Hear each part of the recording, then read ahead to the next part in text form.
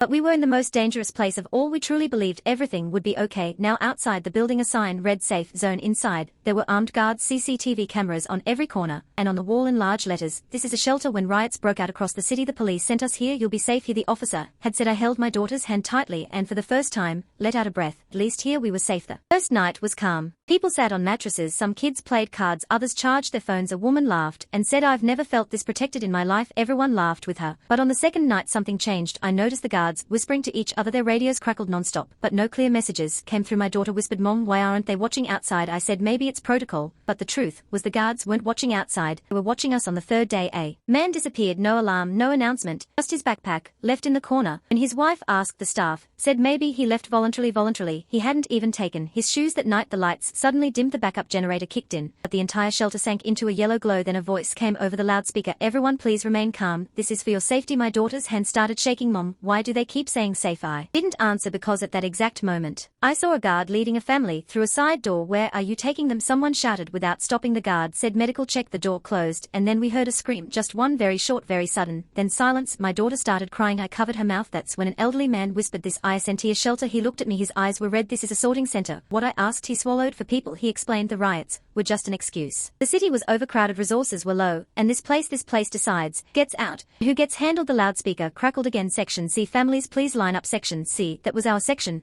My daughter whispered, "Mom, I'm getting sleepy." I looked up, something was being released from the air vents. The smell was sweet, too sweet. People started staggering. I picked up my daughter and ran toward the emergency exit. At the back the door was locked. A guard stood there. He looked at me and said in a tired voice, "I'm sorry." Then "Open it." I screamed. He shook his head. "It doesn't open." From the outside behind me people were collapsing. My daughter was going limp in my arms. Then the guard quietly said, "Floor drain." I looked down. A maintenance hatch, small, dirty, dangerous. But outside I pushed my daughter. "Crawl." I turned back. The entire hall was on the ground, safe zone, completely silent. Somehow we made it out today. 6 months later the city says the shelter incident was a misunderstanding. No names, no bodies. My daughter still asks, "Mom, why weren't we safe?" And I only tell her because sometimes the most dangerous place is the one that works the hardest to make you feel safe.